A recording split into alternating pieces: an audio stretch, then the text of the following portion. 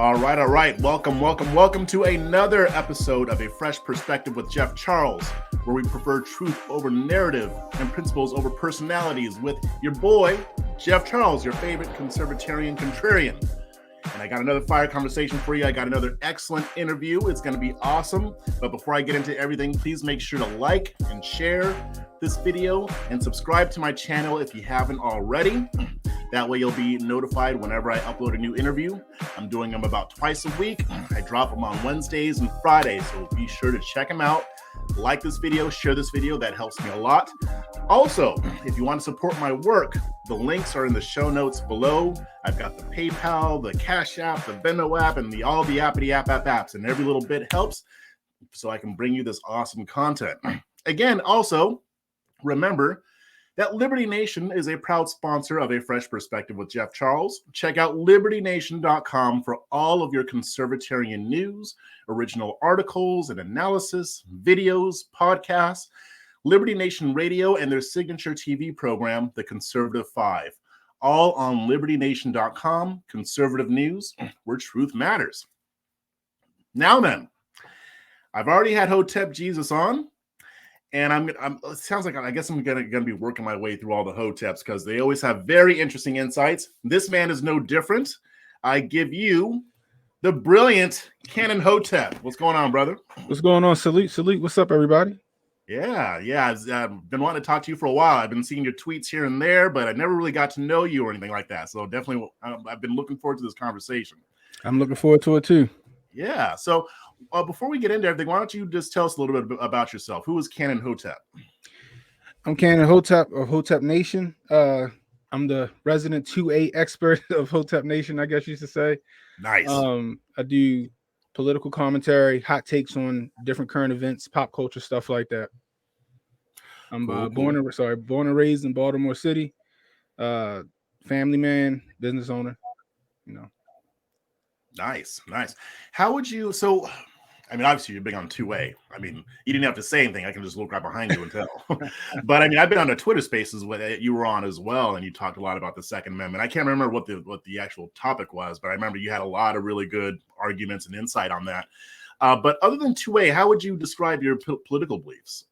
Well, up until the 2016 election, I was a Democrat and then became politically homeless after that. So, wow.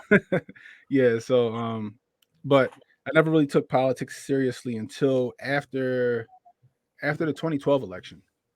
After the 2012 election, I was convinced that Obama in his second term was going to go ham, get all the stuff done for Black folks, and then no dice. And then I was like, And then I started looking more into things and reading more, and then I guess opened my eyes. I guess you could say I was red pilled a little bit.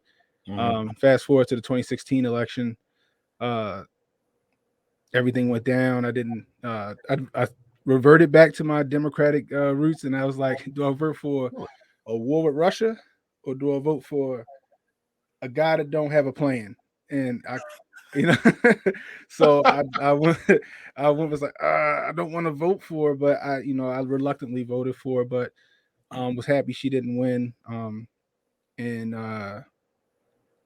I guess you could say old Donnie T kind of opened my eyes some more to politics and how things really run behind the scenes, So after that, I literally, when I went to renew my license, and they was like, okay, well, do you want to, they had some voting stuff up, confirm that this is your party affiliation. And I was like, no, I'm unaffiliated. So I'm literally politically homeless now, and I'm gonna vote for whoever's in my best interest now. Gotcha. Yeah. So there was a lot there. I want to rewind a bit. You said you started getting more serious about politics in 2012. What pushed you to do that? Like, what brought that about?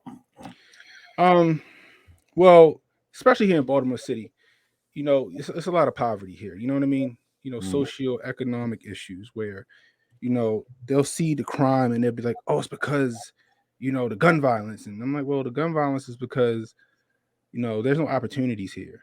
You know what I mean? There's no opportunities here in Baltimore. It's nothing, most of these people, they haven't been outside of Baltimore.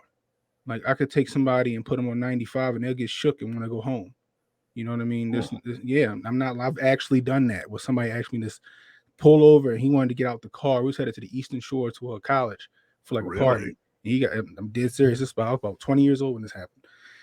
But I started looking at social economic problems, and I'm thinking that, because I was naive at the time, Obama's going to save America, and so A when lot he of people didn't, did. yeah, and when he didn't, you know what I mean?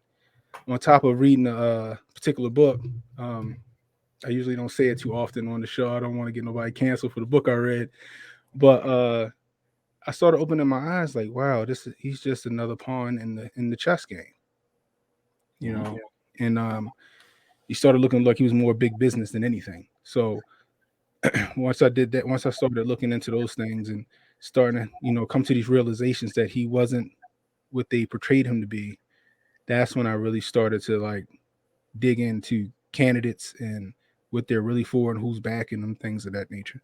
Mm-hmm. But the main thing was looking at the social economic issues here in Baltimore, and I think those things correlate with the crime here. If people had more opportunities, they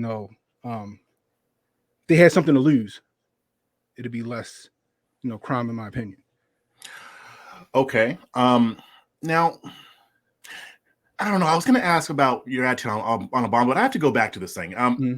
Now, I grew up differently. I didn't grow up, in the hood, but I don't think anybody's ever told me. I mean, I've kind of heard people allude to it, and I've heard people kind of talk about how a lot of people don't leave.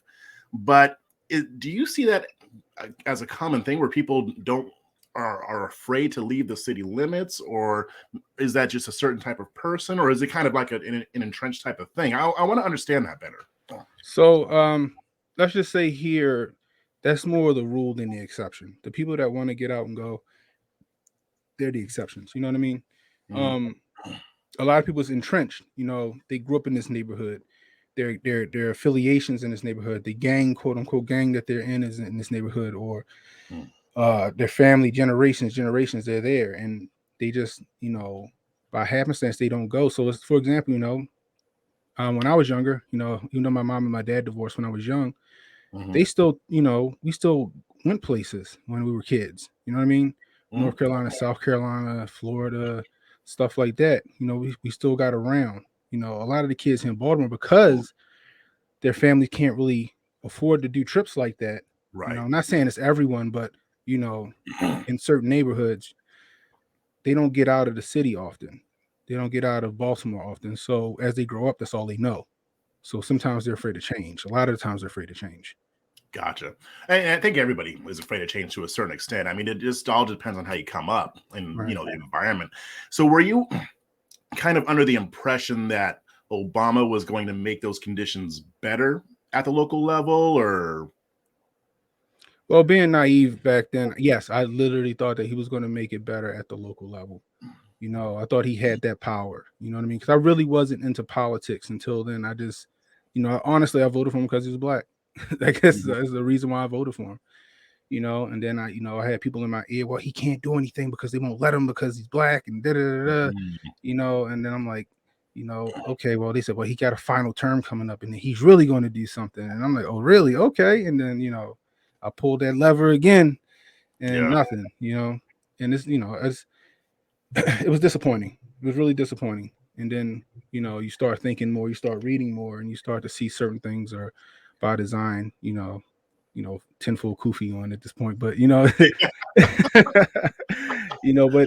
but with that came, me being more astute and wanting to learn politics a lot more, wanting to learn the goings on, you know what I mean?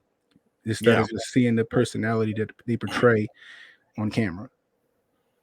Right. And I think that, your experience and what you're talking about, I mean, there's nothing wrong with it, because I think everybody goes through that, because a lot of times, because I remember when I was younger, we don't always understand how our government works and how a republic is supposed to function. Right. So you think that a president is going to do something for your local city, when even if he wanted to, he can't really do much because our government isn't set up that way. Right. And I remember even when I got older, still having to explain to family members, no, the president's not responsible for crime in the city. That's your mayor or your governor. He's like, no, they answer to the president. No, they don't answer to the president. No, that's not how it works. Right. So, I think that's that's something I think that most people go through, because it's not like they're really teaching civics like that in school anymore. No, they don't. They don't Yeah, at all. Yeah, so I think that people can be excused for not knowing, at least at first. And I remember when I realized how superficial a lot of this stuff was. Like so take me to when you realized that Obama wasn't, the Messiah that the people made him out to be. Like, how did that journey, like, what was going on in your mind when you first realized, wait a minute, this whole thing is fake? Honestly, I really started to kind of go, get that like, oh, wait a minute. It was when they told us the betrayer of the, that day in September was taken out of here. You know what I'm talking about? When they said Osama bin Laden was no longer with us. Oh, okay. Yeah. So that's when I started to think about it, because it didn't make sense to me. Again, tenfold kufi, and I saw that it was an election year when that happened. That's true. After that, I started seeing the clips, where he was talking, saying, "This is my," with I guess whoever it was from Russia, where he was like, "Tell him this is my, I got a little more flexibility. This is my last year." I'm like, "What do you mean by that?" You know what I mean? That kind of made me feel it away. Then with the only thing he gave us is Obama phones. You know what I mean? But then he started doing everything else for every other demographic. That sounds familiar. But black people. That's what really his got former me. employee is doing the same thing. Right. He because he's the one, in my opinion, that started pushing that whole people of color thing instead of black. We're gonna do this for black people. There's more people of color, and then he did more things for immigration and the LGBT community, stuff like that, than he did for anything for black people. And that kind of rubbed me the wrong way at that point. That's what made me start looking at other avenues. Gotcha. So, okay, so let's go to 2016. Like you mentioned that you became disenchanted, but something still made you vote for Hillary. And I think a lot of people voted for her because she was a known quantity. With Trump, you didn't really know what he was going to do because he had never served in office. All you had to go on was the stuff that he said, which is why I think people felt more comfortable the second time around voting for him, because now you know what he's going to do. Right. But did Trump win you over after that, or how did your feelings on him change? Yeah, so with 2016, like you said, I voted for her because she was known. You know what I mean? She had she had a history in politics. I'll be watching Trump in a debate or in a rally, and I'm like, this guy has no plan. Like, he's just talking out of his tail. You know what I mean? And I'm like, wait, you see people, yeah, not realizing he's saying what what's on a lot of people's mind. But it's like, well, how are you going to get there? I just am, essentially, is what he was saying. You know what I mean? So I'm like, I can't. I was hearing him, because some of the things, especially what a lot of people don't understand, is that a lot of stuff that he was promising, like throughout the years, you would hear Obama promise. Like, for example, when he promised to make what is it, Jerusalem? Was it Jerusalem? The capital of Israel. Who else said it? Clinton said it. Bush Jr. said it. Obama said it. He never did it. And I'm like, he's not, man, he doesn't know what he's talking about. He doesn't have a plan. Like, I can't do this. Like, so literally at the polls, I was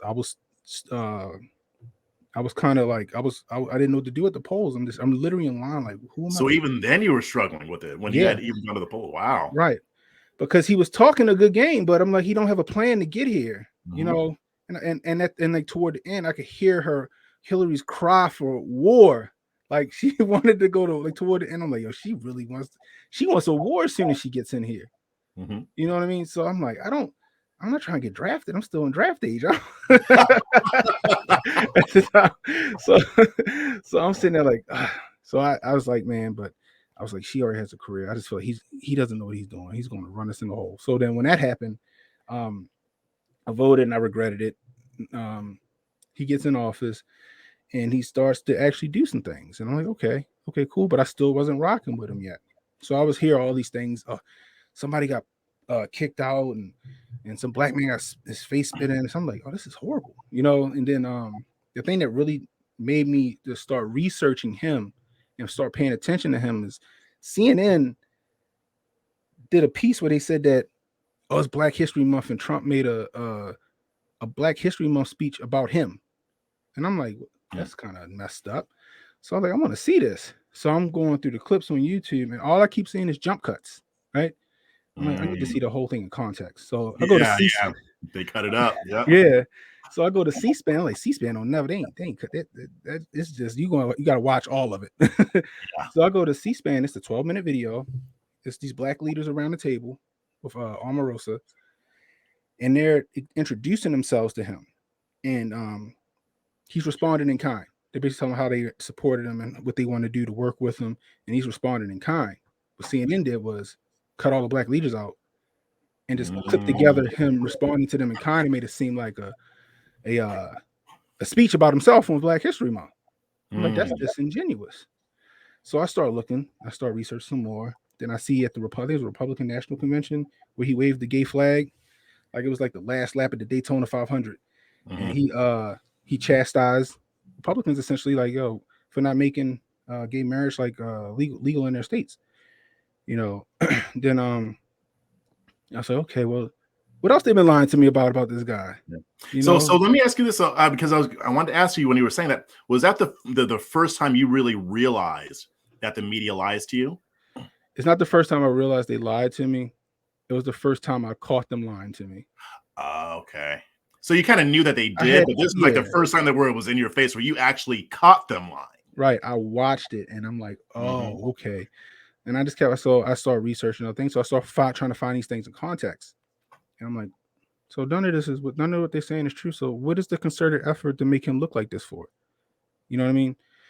So then I started really paying attention to things. And because I wanted to pay attention to things, because I wanted to have a fair view of them, I started by way of that, seeing the policies that he was enacting that was, affecting us. You know, like I still think that the tax cuts were a good idea. You know, yeah, it might have helped some of the upper echelon, but it still helped like 91% of the lower middle class. You know what I mean? The First Step Act is exactly what it says. Is the first step. People are saying that it don't go far enough. I'm like, that's why it's called the first step. You know, like, and it got a lot of people out of jail.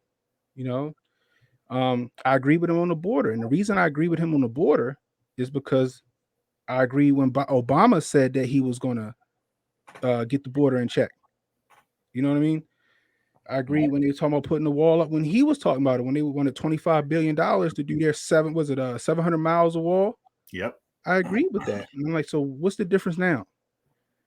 So I'm like, he's just really getting, and then he, on top of that, he got a lot of that done. You know, so I'm like, he's walking the walk. You know, I'm like, he's running the country like a business. You know, I'm like, and I guess that's how this country should be run, is like a business. And he was getting things done. We using the reserves right now that he put in place, you know, to try to bring gas down 1 cent. You know what I mean? But he was walking the walk. And when I was watching that, when I got past all of that stigma, another one was when I watched what happened down in Charlottesville. I watched it live. My sister-in-law called me, the KKK is in Charlottesville. Oh my God. So I jump on my phone and I'm looking, and I found the Rebel Media at the time. When Faith Goldie was there, she was down there live. And then I was watching InfoWars. They were live. I'm like, you can't fake live. So, you know, as far as I knew, you can't fake live, even though there's a couple of incidences, I don't know. But I'm watching it. And then he gave his address. And I was like, wow, okay, that was a really nice, well thought out address. You know, you don't see that address on TV no more. You don't see that. You know what I mean? Then they had the press conference where they was talking. He said it was good people on both sides. And I'm like, yeah, but he said that one up too. Yeah, and I'm like, but he said more than that. He said it was good people on both sides. I'm not talking about the neo-Nazis and the white supremacists. They deserve to be condemned totally. But because he don't know how to not talk in the soundbite, they cut it. And that's what you see every single time. You know what I mean? And that was their gotcha moment for him. But because I saw that stuff in context, I was able to dismiss the whole stigma that they was trying to portray him in. And really look at his substance. And when I did that, he had my vote in 2020. Mm-hmm. You know? Not saying that it wasn't another candidate that may have come along to change my mind. I'm pretty sure there's somebody better, you know. But at the time, like right now, he's what he say in Batman. He's not the hero we need. He's the hero we deserve. You deserve it. I like it. It's funny how, because I think that the media lying has probably red pilled a lot of people. Yeah. Because, like you said, I think a lot of people know that the media kind of fudges things, especially if you're not really sold out for the left. Mm-hmm. Then you kind of know that the media isn't always telling you the truth. But it's different when you watch them lie blatantly to your face and you catch them red-handed. The Fine People hoax is the perfect example. Yes. And it's a perfect example of a lot of things, not just of the media lying, but it also gives you kind of a lesson in psychology, like when it comes to cognitive dissonance, because for people who hate Trump, you can show them that whole video. You can show them the transcript of what he actually said and highlight where it says, and I'm not talking about the Nazis and the racists or the white supremacists because they should be condemned totally. And they will still believe that he called Nazis fine people. Yeah, they short circuit. They can't make logic of it. Yeah, but when I see it, I'm like, how does this work? I don't get it. Like, because even if I did think that he said that Nazis were fine people, if I would have seen that transcript and watched the whole clip, then I'd be like, oh, okay, I see what he was saying. Right. And to be fair, a lot of people did. But there's also a lot of people who just stuck to it. And I don't understand if it's just because they didn't want to be wrong or it's because they just wanted another reason to hate him. The thing is, you can admit that he didn't say that and still criticize him because he did plenty that's worth criticism.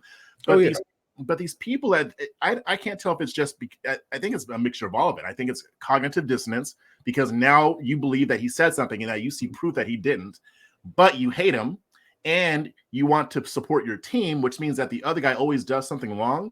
I don't know what it is, but it's just a trip to see it happen. And I'm sure you saw a lot of that too. Yeah, I mean, the funny part is that's how that's the same way my dad kind of came around to him as well. Mm-hmm. You know, I used to so people like, you know, how you know that's what he meant? Because now it went from okay, this is what he actually said. Then they try to attribute what he really meant by it. I'm like, well, you don't know what he meant by it. All you can do is go off of what he said. Well, he probably meant this. How you know he didn't mean it like this? I said, because my dad, I said, I speak Trump. Because my dad is, if you met my dad, you think he was a racist white man. You know what I mean?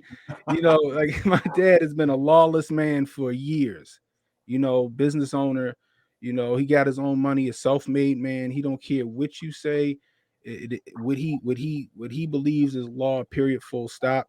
You know, I remember it was times where we'd be out somewhere and my dad like, oh, this is crazy. They might mess around. I'm like, Dad, you can't say that in public. What are you doing? Who gonna say something to me?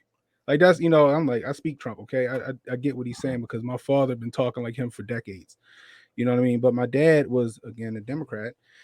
And I was sitting in his office and he was like, man, this guy, he's a trip, man. I don't even know. I was like, Dad. So one day we were watching I don't know if it was a rally or what we were watching. We were watching something. And he was watching on CNN. And after it was over, we were watching CNN give their account on what he said. No, I'm sorry, we watched on Fox News. CNN didn't air it. And then he clicked over to CNN. CNN was giving their account on what we just watched on Fox News. Okay. And he goes, wait, what? He didn't say that. I'm like, I told you. He was like, they really sitting here telling us that we didn't hear him say what he said, and that instead he said this. I said, that's what I've been trying to explain to you. He said, oh, hell no. So he gets all, you know, so then next thing you know, he's calling me in the middle of the night, texting me, send me some more stuff. Send me some, because you know, I love it. I love that.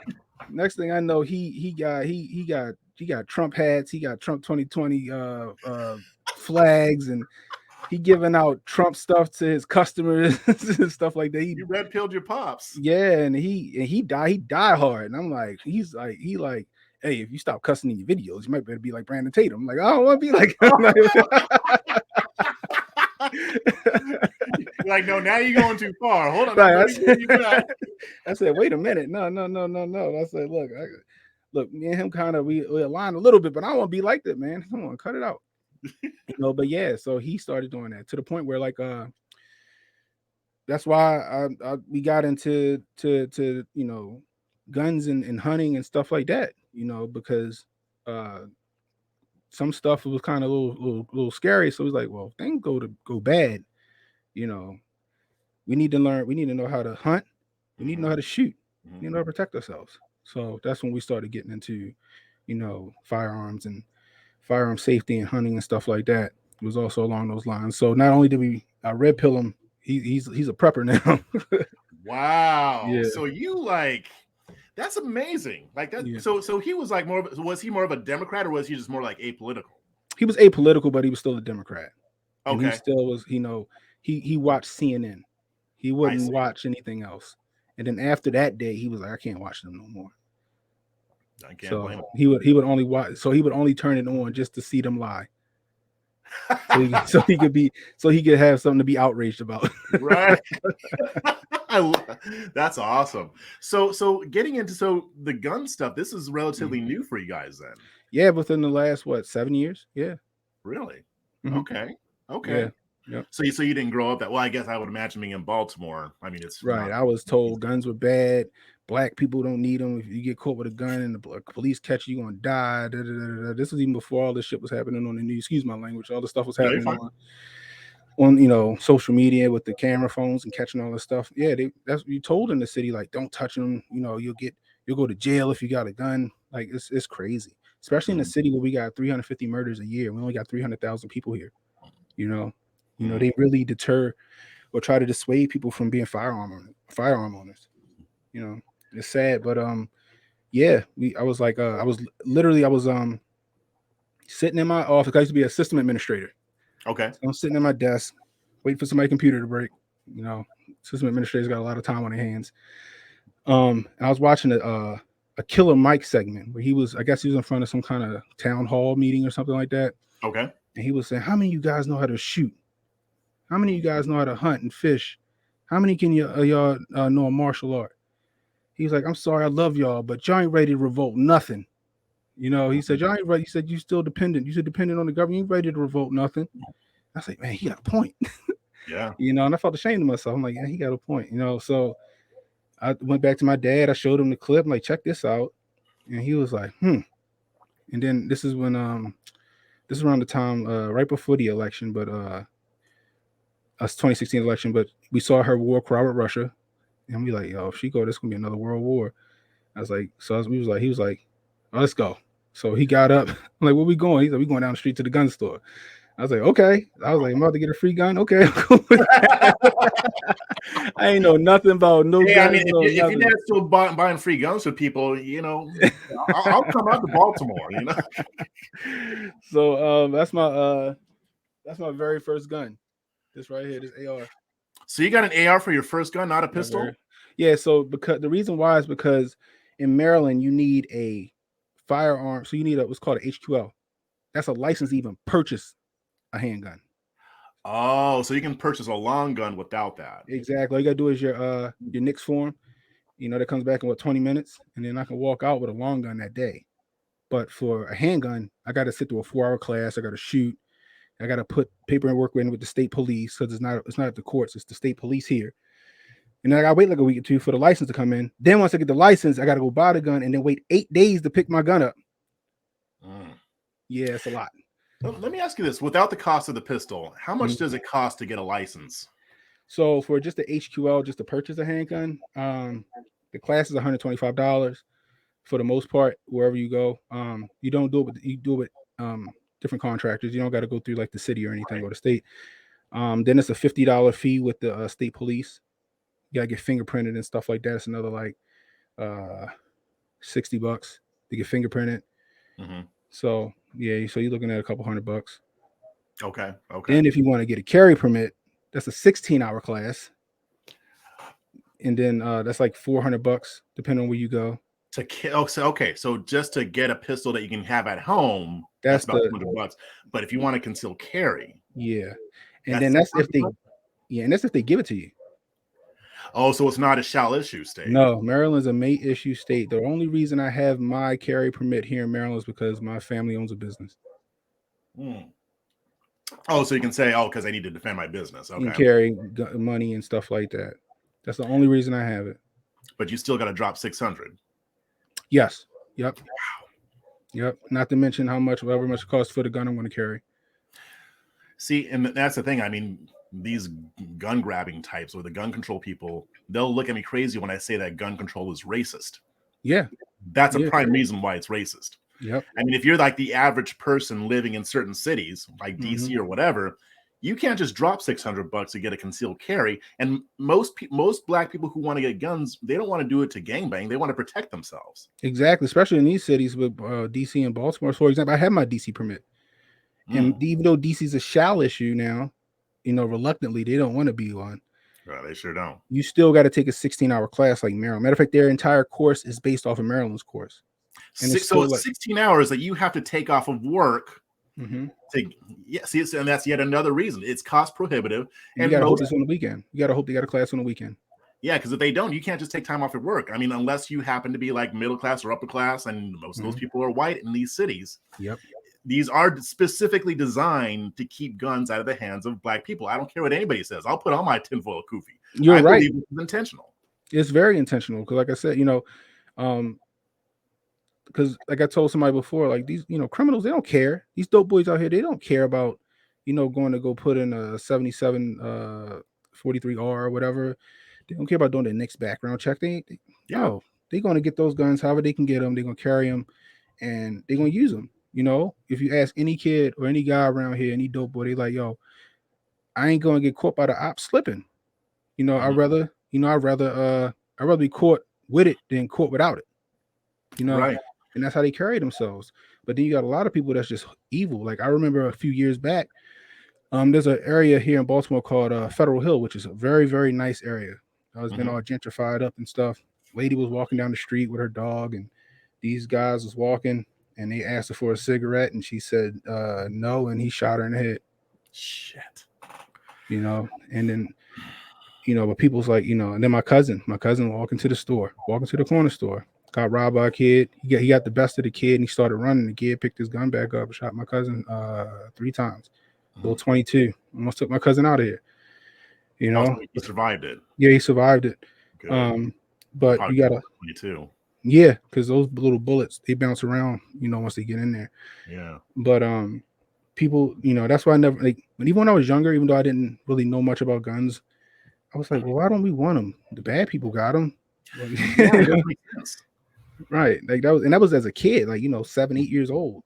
It was times where, me and my friends would be outside playing basketball at night. Case in point, there was one night, it was like August. I think this was probably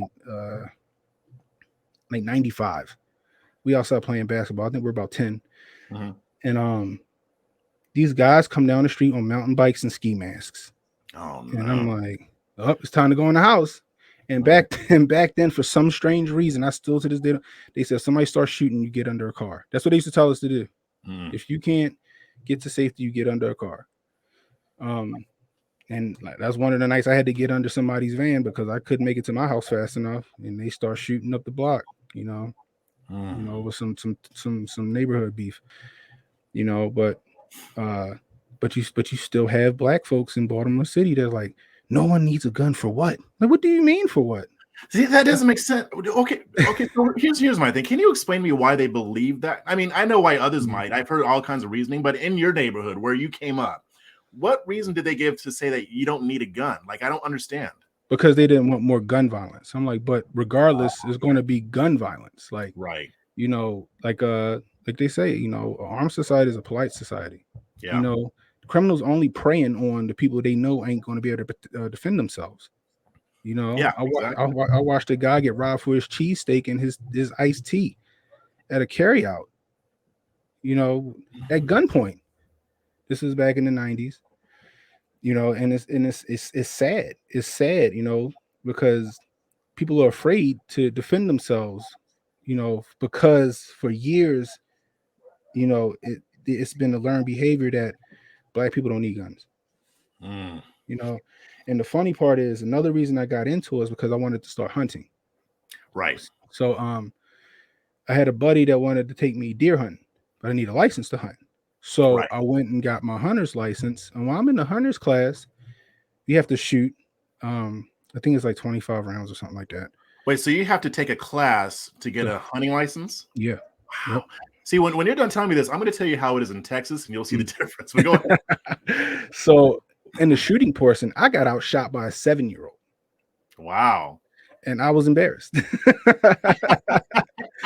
But this kid, the dad was like, "Yeah, man, he's been hunting with me since he was 5. He took his first deer when he was 5 years old."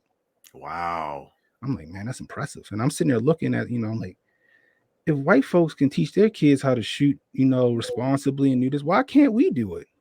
You know what I mean? And after that, I was like, nah. Like I even like a couple of these up here, like this one here. Mm-hmm. That's my daughter's. That's a little 22. That's Okay. hers. You know what I mean? Like I'm teaching my kids to be responsible. And my son, he's not old enough yet, in my opinion, but he's 7, but he needs to mature a little more before he starts. Oh, no, He starts. I get My daughter, she's 13. She's ready. But yeah, I'm just sitting there like, wait a minute. If white folks can teach their kids how to hunt and shoot and this and that, why are we being told that? Like when I told people I hunt, oh, that's that white boy stuff. But why is it got to? Why can't we learn this? Yeah, see, and it's like, I know that the government does gun control to keep us from having guns, but at the same time, we got to take responsibility. We do it to ourselves. I mean, we can talk ourselves out of keeping each other safe. It does make sense. It doesn't, and I was in a barbershop getting a haircut like a couple years back, and we were talking about guns, and the guy was like, "You got an AR-15?" I'm like, "Yeah." "Why do you need that?" So why not? "Well, it's only meant to kill." I said, "All guns are meant to kill something." Yeah.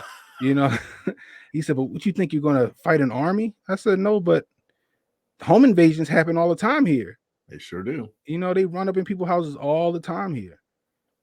I never know. I had a cousin that was a victim of a home invasion. They killed her boyfriend, execution style. You know what I mean? In West Baltimore. You know what I mean? And it's like, I'm like, this stuff happens. This stuff happens all the time. I'm like, so why wouldn't I want something to be able to deal with that? I'm not saying that I'm going to survive it, but I got a hell of a better chance surviving it with one of these than I would just, oh, Jesus, don't let him kill me. My dad does the same thing with his friends. He always, this is what he does to them. So his best friend was like, "Kevin, what you need all this stuff for?" He said, "You at home in the bed with your old lady. Two guys break in and say, either you watch or we kill you." He said the next day he called me like, "Hey, where you get that shotgun from?" I bet. You see, I think a lot of people have these beliefs because they don't really think about them. But when it's put to them a certain way, then they start thinking, and it starts getting into their heads. They're like, you know what? I may never need to use a shotgun, but I'd rather have it and not need it than to need it and not have it. I mean, that's one of the things that made me want to become armed. So I'm going to kind of go through what you do here in Texas. But before I get into all that, just want to remind everybody, don't forget to head on over to libertynation.com, a proud sponsor of A Fresh Perspective, where you can check out the latest cutting-edge conservative news and analysis with none of the spin and all of the nuance. At libertynation.com, you're not going to get the normal regurgitated talking points that you're used to. You're going to get insightful analysis that will make you think. So head on over to libertynation.com, where truth is making a comeback. So here in Texas, when I got my license to carry, first off, I got mine after we got constitutional carry. So technically you don't need a license. In most places, but there are benefits to getting a license because it has reciprocity with other states. Like I plan to move to Florida, and then they have reciprocity with Texas, so they'll recognize my license to carry. But the whole process cost. The class was only, I think, about 4 or 5 hours. Cost me about $120, and then to apply it was like $40, and then like $15 for the fingerprints. So about $200 or less, and you can still carry in Texas. Even before constitutional carry. And it's crazy. And to get a hunting license, I just went down to Bass Pro Shop. I said, I don't need a hunting license. I paid the money. It was like $50, $40, and I had a hunting license. because I learned the same way you did. I had a friend. I don't know if you know Ross Schumann, but he took me out to work to his family's ranch, and I shot my first deer. But oh wow, yeah, and it was cool. But it's. I think we need to stop being so afraid of guns. I mean, you're talking about how people in your neighborhood would have guns to protect themselves because they'd rather get busted for illegally having the gun than to get busted by people who mean them harm. It's like the saying, I'd rather be judged by 12 than carried by 6. And I know that's why that's one of the reasons Maj started Black Guns Matter. So, I mean, so when you're talking to your friends about these things, whether it's guns or something else, have you been able to red pill other people or get them to kind of look at things a different way? It's funny. The ones that I got a problem with, like Hotep Jesus said, the paper on the wall Negroes, they're the ones that's hard to, debate with because they're the ones that they just know better. The guys like around the way, they already there, believe it or not. A lot of them already there. Like a lot of them had some skepticism about Trump in the beginning, but a lot of them, yo, we need Trump back. Yeah, no, I was down with him. Yo, he cool, yo. They still thought maybe some of the stuff that he said, he was like, whatever. I was getting money. I don't care what he's saying out his mouth. That's how a lot of people around the way are. They like, yo, he can say what he want. I was getting money. That's all they care about. In the hood, they like, yo, I was getting money. I don't care what he say. It was the ones, like I said, the ones that are well-to-do, or not well-to-do, but are comfortable. Right. Are the ones that were like, oh, he's this and he's that, and we need this Black power, blah blah blah. The ones in the hood, like, y'all was getting money under Trump, yo, we need yo back. And that's how it is, So with the ones, with some of my friends, no, they were. So when they start seeing my videos and stuff, like, yo, I didn't know you felt like that. Like, yeah, yo, honestly, yo, we need yo back. Yeah, they tripping. Like one of my friends was like, yo, you see that shit with the swimmer? You know what I mean? Yeah. They ain't nobody for that down here. They was like, man, they was like, what? He's like, yo, I wouldn't have swam against yo. In my Baltimore lingo, but a lot of them, like a lot of those guys, they're already there. They just don't express it. You know what I mean? So that's about it. But honestly, back to the 2A thing, a lot of people because the government and news and media told them to be afraid of guns, that's why they don't do it. You know what I mean? And on top of that, our crime rate is the social economic one. Also, they don't enforce the laws on the books. Here in Baltimore, you're supposed to get a mandatory 5 for an illegal gun. They rarely enforce that. Oh, really? Yeah, I told a story one time where I had to appeal a speeding ticket. Right? So I'm at the appeals court, and this kid is up there. He was busted with a gun, shooting the gun off in the residential area.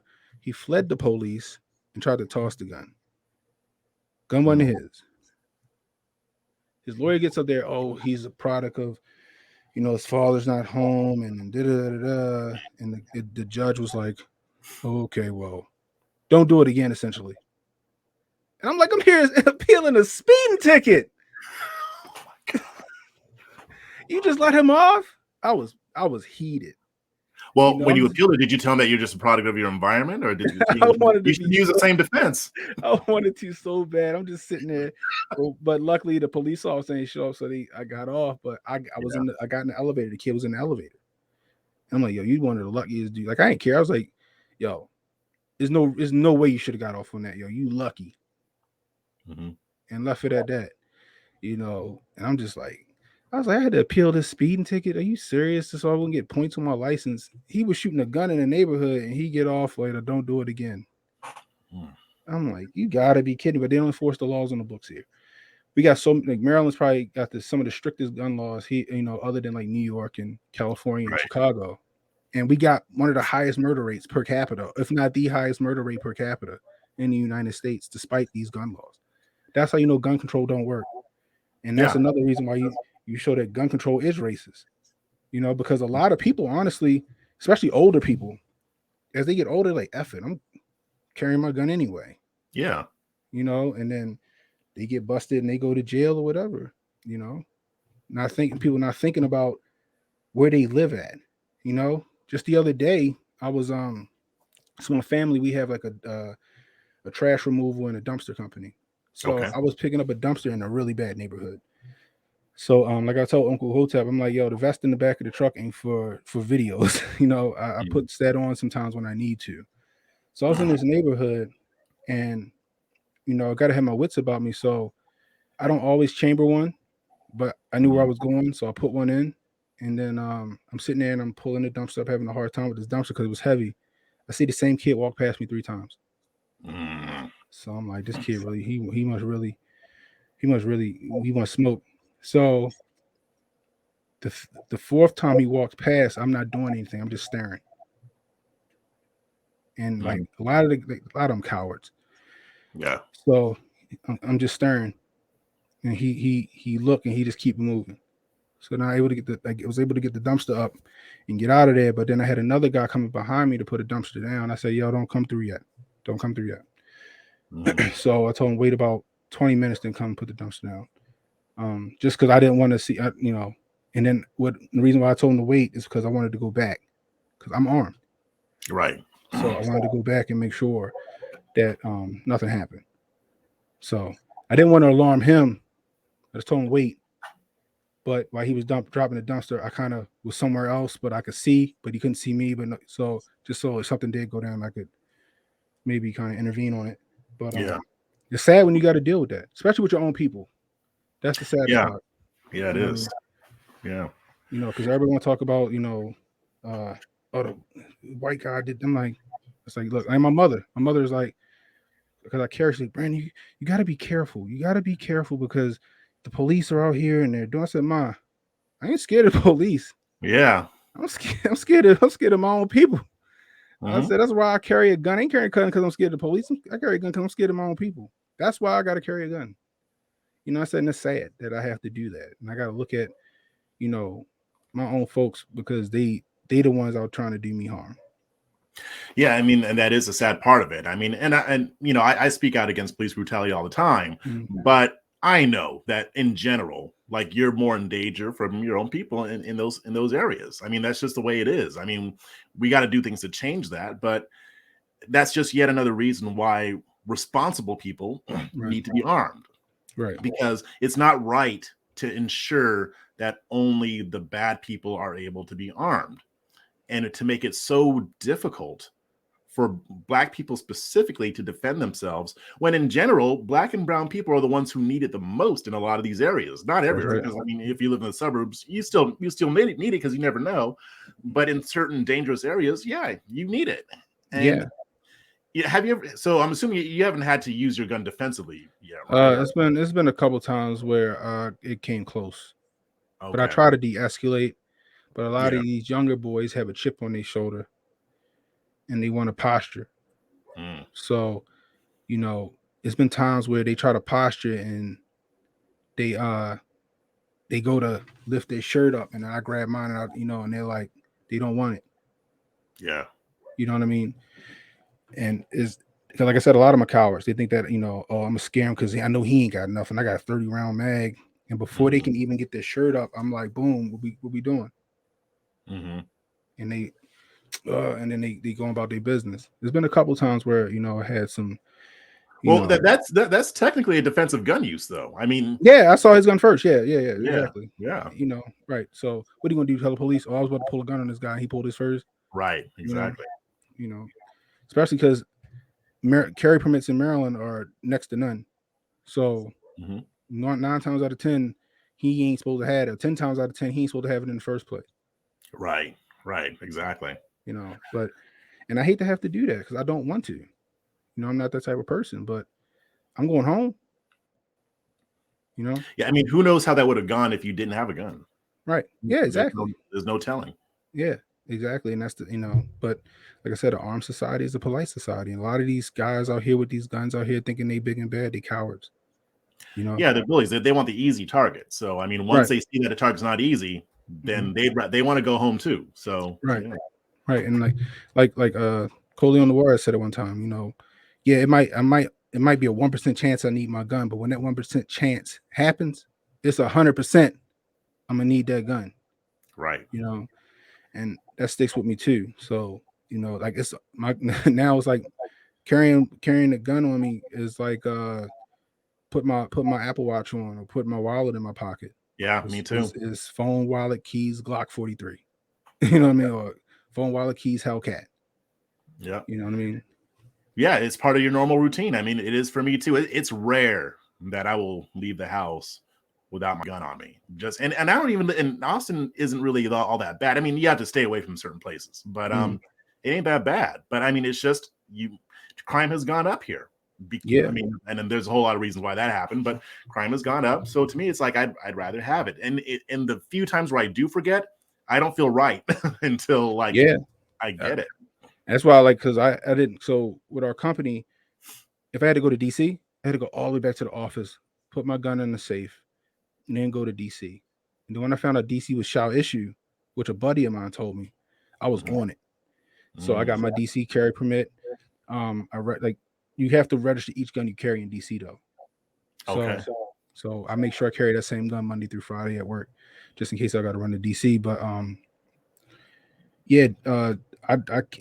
can't do it. Even when we had Hotep weekend in Vegas this past August, I carried my Hellcat out there, and it was like, "You can carry out here." I'm like, "Yeah." I said, between my 3 licenses, my Utah, and my Maryland allowed me to carry in Vegas. Oh, okay. So, yeah, I went through all the rules with TSA, did what they needed me to do. See, I haven't followed Vegas yet. It's super easy. It's super easy. I thought it was gonna be a whole thing. I literally got there. I declared my gun. I checked it in right when you walk in. When you check your luggage, they didn't ask me to open it up. They just like, are the magazines loaded? Is the gun loaded? No. You got to make sure your bullets are in the box. Magazines unloaded. Nothing in the gun. Put it in a TSA approved safe, which I got a Voltec Life Pod. Okay. They put some orange tape over it. They put it right back in your luggage, and it goes right under the plane. You pick it up when you get to your destination, and that's it. And the same thing flying back. It was super easy, but yeah, I carry my gun in Vegas, which I was like, dang, okay, that was my first time flying out with it too. I'm going to California on the 21st to go hunt with one of our supporters. We're going turkey hunting. I ain't carrying no guns, and I ain't carrying nothing to California. I'm carrying my bow. I said, I'm gonna bring my bow. Yeah, I know. You don't want the headache. Yeah, they're like, where Cannon go? He's still locked up in California. I don't want no problem. So I said, if I need to shoot something with a rifle or whatever, I'll use yours. I said, but I'm gonna bring my bow. I said, I feel that's all I'm bringing. Yeah. I got a shotgun that I'm sure I could probably take, but I ain't even going to chance it. It's a hassle. Yeah, I mean, my most of my family, because that's where I'm from. I'm from Southern California originally. Okay. So I still got a lot of family there. And I was talking to my dad about it after I went hunting, and he's like, "Yeah, you don't want to." I mean, he's like, "You don't want to be trying to carry in California. It's not easy." And I'm like, "Right," because he's not like a big gun guy, but I mean, for when he needs to defend himself or when he wants to go hunting, he goes to Louisiana, where my dad's side is from. Okay. Property out there. I'm sure they. But like, he's like, you can bring a muzzle loader. I got a muzzle loader. I said, no, I'm not bringing nothing, bro. I'm bringing my bow and arrow.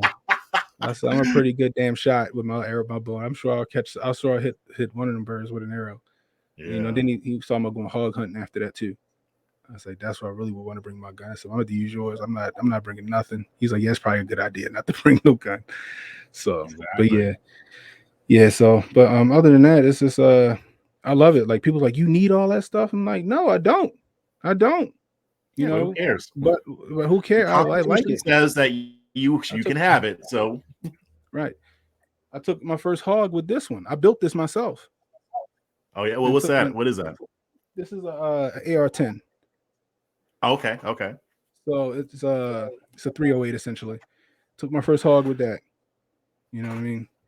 I built this one. I built that one, and I built those two pistols. Okay. Yeah. See, I haven't gotten a long gun yet. Me and the lady want to get AR-15s at some point, but it's fun. Yeah. It's fun, and a lot of people think that is oh my god, the recoil. I'm like, there is no recoil. It's a 22. You know what I mean? That's all it is. It's a glorified 22. Recoil is worse than a rifle. I mean, right? It's okay. Like this one to shoot your arm off. Like that recoil in this is just it sucks if you don't know how to hold the gun, But an AR-15, I'm like, yeah, it's okay. It's not crazy. My mom thought it was gonna be nuts, and then she's like, oh, and then she just she continued to mag dump the whole magazine Wait, so your into mom the shoots target. too? Now she does. Okay. Before she was like, why you need the ARs? And so I took her shooting, and because she was always talking about, well, why didn't the police go for the leg? I'm like, I'm gonna take you shooting, Ma. So I took her shooting. I said, Yeah. aim for the shoulder of the target. Uh, And she was in everybody else's lane but her own. I was like, that's why the police don't shoot for the leg, yeah. man. Now imagine doing that when somebody's running around or trying to run at you, and Right. it don't work that Like, way. so now she has her. I paid for her HQL. She has her HQ on her very first handgun too. So she got a little Smith and Wesson EZ. So I'm supposed to take her shooting on Sunday because she just want to break it in now. And now she's like, didn't you say you were going to get me another shotgun? I was like, yeah, I guess so. I guess I am now. So now she want a I need to get my shotgun. mom going. Yeah, once it's crazy because most of the people that's been against it, once they fire the first couple of rounds, they're good. Like my wife hated it. Like I remember one day I took her shooting. She shot a little 22. She shot it and then put the gun down and walked out. And then one day, once I started getting into it, I said, "Look, I need you to learn." I said, "My biggest fear is coming home and y'all stretched out because I ain't here. I need to know you can protect these kids. You know, I get it. The Lord gonna handle it, but I need you to handle it too. You know what I mean?" So now she still doesn't like shooting, but she's a damn good shot. She knows And how. so I built her a 9mm AR, and then she has a Glock 17. And her 9mm AR takes the Glock 17 magazine, so she ain't got to worry about mixing nothing up. It all goes together. Yeah. So maybe that's another thing too. Maybe you and your lady can just get a AR-9 long gun. Yeah, maybe. I mean, she wants her own though. So, like my wife, she'll shoot my AR-15, but she loves shooting that 9mm because it's no recoil whatsoever, at all. There's nothing there. It's like shooting a little 22 rifle. So this is matter of fact, this is hers. Oh, okay. Yeah, it's nice and compact. Yeah. Yeah, it's a pistol configuration, which I still don't understand, but it's in ATF compliant. So yeah. I'll take it. So let me ask you this. Because we could talk about gun stuff all day, but I wanted to ask you how did you get involved in the Hotep movement? Like, how did you discover it, and what drew you to it? So honestly, I found Uncle Hotep first. So I was again system administrator at the time before the the whole pandemonium. You know what I mean? Of the whole flu thing. So I found Uncle Hotep before then, and I was watching him when he was Handy Mayhem. And then I'm like, dang, okay, he makes sense. He sound like how I think. Yeah. So then next thing I know, him and I seen Hotep Jesus on Fox News with his whole reparation Starbucks thing. That's how I discovered it too. I was like, that was awesome. So I'm like, oh, that's hilarious. So then next thing I know, these two start a podcast. So I'm like, huh. So I started watching it on Fridays because I didn't know when it really came on. I just would be at my desk and then I would see the notification from the night before, I guess. So I would just watch it. I'm like, yo, these dudes think like I think. So I because I'm like I like to say they have a 30,000 foot view. Right. They can kind of see through the veil and see how so I'm like, okay. So then I would watch them all the time. And then at the time, my job, I didn't really want to have a big social media footprint, especially when it came to like politics because of where I worked. Right. So I was like, I had my little pseudonym. I was like Black Patriot or some shit. And then I would post what I would post. And then one day, I think it was when Uncle Hotep, was it when he, I want to say is when he went hard on Brandon Tatum. The whole. Like when he like everybody out of the video. I couldn't believe that because he's always so laid back. Yeah. But when I saw that, I was like, damn. Okay. So I was like, yo, I like these dudes. So then I changed. I was like, yo, you know what? I'm Hotep. I think like they think like I think. Like their views and opinions are like when I be talking to my friends, that's basically the same views and opinions I would have before I even watched them. So I'm like, oh, forget it. I'm Hotep. If they got a problem with it, they can say something. You know what I mean? So fast forward to after the 2020 election. This when the impeachment trials was happening and stuff like that. I was just watching it, broke my foot. I ain't had nothing else better to do. I'm just sitting in my truck, I'm watching it. And then I forgot one YouTuber was live streaming it, and they CNN had tweeted a quote from somebody named Cucker Carlson, not Tucker Carlson, but Cucker Carlson, right? No. And I'm like, oh my God. So I'm sitting there like, I gotta get in. I was like, I gotta start. I was like, I'm back working for my dad. My dad, he got sick or whatever. So me and my sister and my brothers, we came back to work for him. So I'm like, well, I don't work in that field no more. F it. Like, he don't care. So I'm just going to start ranting into my phone. So I start ranting into my phone and I start posting it to Twitter. Okay. I just kept ranting. Every day I would have another rant about something. And then I think I had one about the Second Amendment where Joe Biden wrote a letter saying he wanted to come after like AR-15s and any gun that had the ability to hold a certain amount of ammo. So I did a video in our boatyard going off. And then I think like Phoenix Ammunition and some other people got wind of it and they kept retweeting and posting it. And then I just kept going. And then after the Super Bowl 2021,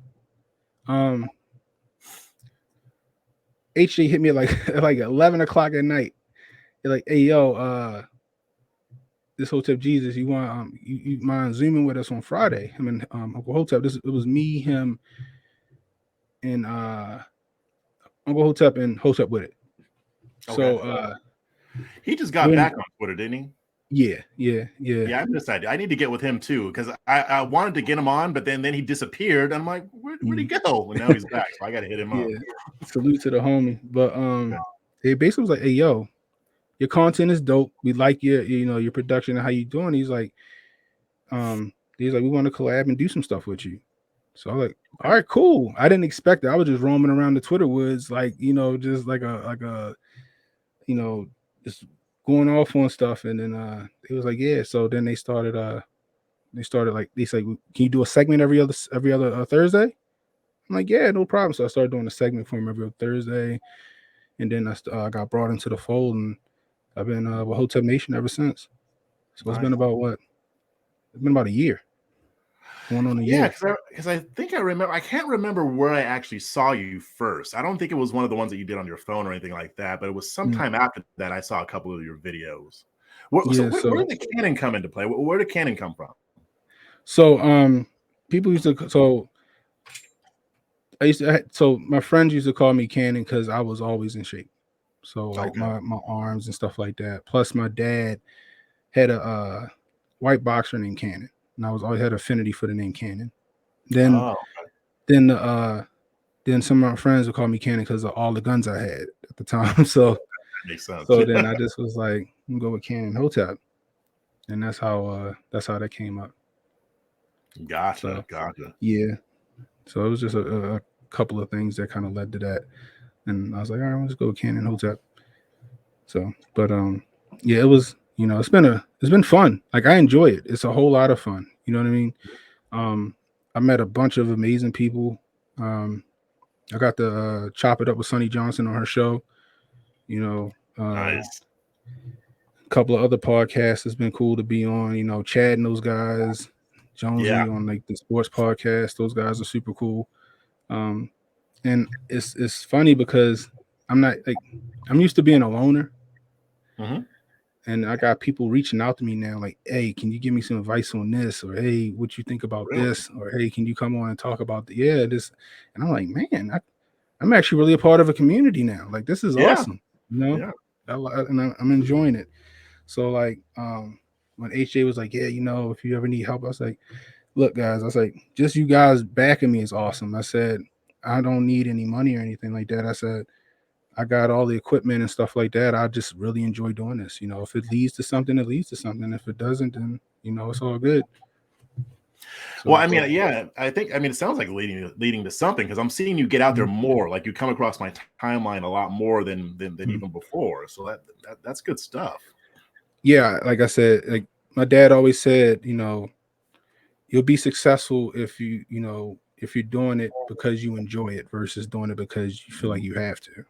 And because I Yeah. enjoy it so much, I feel like I'm having more success with it versus saying, "Oh, I gotta go make a video, or I gotta go Mhm. do this." I enjoy doing it to the point my wife got to come knock on my door and like, "Yo, it's like 10 o'clock. What you doing?" Yeah, you got to pay attention to the wife after a while. Yeah. Or my son Yeah. like, "Dad, can we watch? I don't know. He want to watch King Kong versus Godzilla for like the thousandth time tonight. Stuff like that. So, but I love it. It's fun. I didn't think I'd even get close to where I am now with this. In just a year. So I'm Mhm. looking forward to seeing what happens in the years to come. Yeah, it's a blessing. I mean, especially for me, when I started doing this full time, Mhm. like I never want to go back. I mean, I was working a day job. I was in sales for a long time and I was doing this stuff on the side. But when I got to where I was writing for different publications and now I'm doing content full time, even when it feels like a chore, I still love it. So it's Mhm. okay. Like, 'cause, I mean, it's not always going to be, kisses and sunshine, but Right. just doing it on my own and making my own schedule and, being my own boss and creating content, it's most people don't get to be blessed the way you and I are. I know you still have the day Right. job, but still, I mean, you're able to do what you enjoy doing. Exactly. Yeah. Like I said, like my dad even gets it now. Sometimes he's like, "I really need you to do this for me." So it's like you'll see me like now where like it's been a few times where I've live streamed at like 10:30, 11 o'clock. That's because I ain't finished Mhm. working until like 8 or something like that. Or my brother like, "Hey, can you do this?" Mhm. Um, but it's like you said, I enjoy doing it, so it does. I don't care. Like, all right, I might jump on the stream for an hour or whatever. It Mhm. just time goes by because I'm enjoying what I'm doing. Yeah. And like you said, like hopefully I can get to where you are, where I can do this full time without having to be there, or just run my guys from here and not have to go in there or whatever. Mhm. But like I said, it's really a real blessing, a real blessing. It is. It is. So let me ask you this. I mean, what this is kind of this might be a weird question to answer, but when you're making your content, just in Mhm. general, what is like your overall message that you want people to get from you when they're watching your videos? So I got two. One of them is watch for the hook. Like I guess I always say that like the powers that be are always telegraphing their punches. Mhm. Just be mindful of it. Don't like I understood what Dr. Malone was saying with the mass formation psychosis stuff. Like if you say it enough times, it's bound to be true, right? So I'm like, guys, like they're always telling you what they're going to do. Just pay attention. Like stop falling for Mhm. the sham. I'm not telling you to go vote this way or that way. Just have some discernment. Like they're leading you astray. They're marching you right off the cliff like the Pied Piper with the rats. You know what I mean? And I'm just like, just think for yourself is the main message I'm trying to get across from people. Not only to think for yourself, Mm. do for self. Stop waiting for the government to do for you. Stop waiting for the handouts. Stop waiting for somebody to come along and make things better for you. I get when when Candace Owens, pick yourself up by your bootstraps. Okay. Yeah. Some people need the boots first. You know what I mean? But Right. at the Uh, same time, it's like you know what you need to do. And like I said in an interview, I was like,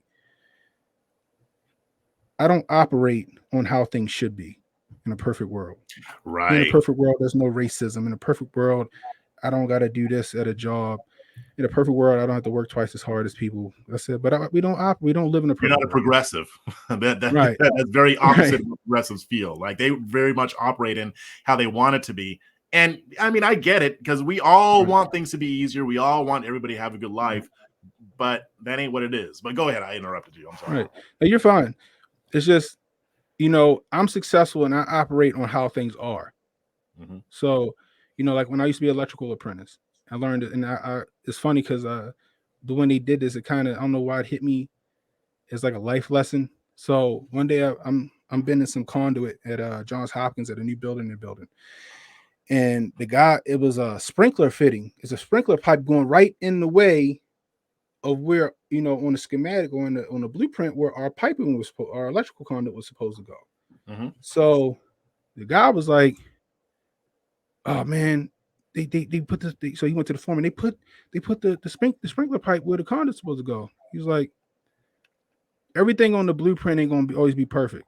It's going to be perfect on the blueprint, but in here, it might be off. Just work around it. And I was like, huh. And it always stuck with me. It always stuck with me. So if there's an obstacle in the way, get over it, figure it out. We end up bending the pipe up and through and just above the sprinkler pipe and down. We found a way to do it. Right. There's always a solution. And as an electrical engineer, that's my degree in. We figure things out. There's always a solution to something. It might take some time, it might take some doing, or it might not take that much time. But there's a solution to your obstacle, that's in your way, or your path that you're trying to get to. And that's what I try to tell people all the time. Like your path ain't gonna be straight. It's not always gonna be straight. It's not always gonna be perfect. It'd be great if we had, equality and this and that, but that's not the world we live in. So, work as hard as you need to work to get to where you want to go. If an obstacle, presents itself, get over it, get under it, get through it, whatever you got to do. Or destroy it. Destroy your obstacle, exactly. And you not only will you feel better for it because you accomplished it, it builds character. It does. It makes you stronger. I mean, that's a lot like what Malcolm X was talking about. Especially in his Bout of the Bullet speech. It's not so much that he didn't think it was necessary to fight racism. He did, but his first priority is, okay, racism is here, it exists. Right. What are we going to do about it? Okay, so how are we going to overcome that? That was his focus. And I feel like we've lost a lot of that as a people. I think that we're waiting for the white man to stop being racist, which doesn't make sense because most white people are not racist. But right. I mean, and I get, the whole in the system thing and all that. And I may not agree to that to the extent that the progressives do, but I agree that there are, like I just brought up gun control. That's an example of systemic racism. Yes. So to me, it's like, okay, we should fight that. Fine. Let's oppose that. But we can't afford to wait until there's no more racism in our systems to start saying, okay, now we can come up. No, we can start doing it now. We've had people doing it now. In the past, we've always overcome. People want to focus on the Tulsa massacre. They don't want to focus on the fact that there was a Black Wall Street before that in the midst of Jim Crow, and that it was rebuilt even after the massacre. Right. So to me, it's like we got to focus on both of these things. And realistically, if we're going to prioritize, we got to prioritize doing for ourselves. Like you brought up, learning how to hunt, learning how to fish and stuff like that. I mean, I want to learn how to hunt because one, because it was fun, but two, because there might be a time where I actually need to do it. I can't find a decent steak right now. Yeah, exactly. There you go. You got to like refinance your home to get a nice steak nowadays. Right. But there's a lot of deer walking around these streets. They sure are. And they taste delicious. But yeah, you're right. People, they think life stops because something hard happened. Yeah. And it's like, okay, you didn't get that promotion. Now what?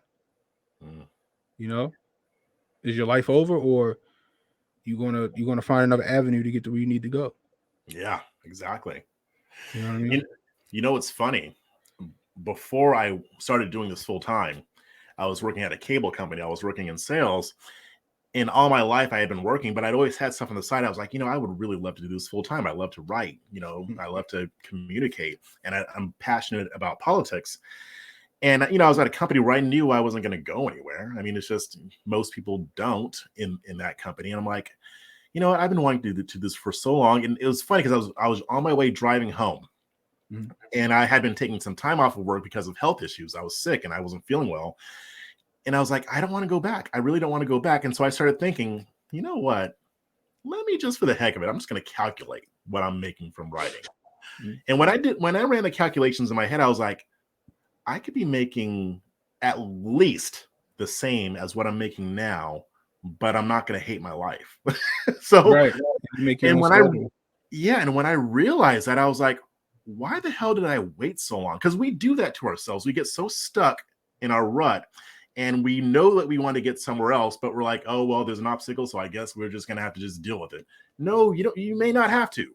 Just like you had to do with that pipe, maybe you got to move some stuff around. Maybe you got to figure out a different way, or maybe you just have to stop and think. Slow down, stop freaking out, and just think. Because that's all it took for me. All I had to do was just slow down and think and do the calculations. I was like, realistically, I could be making more if I devote myself to this full time.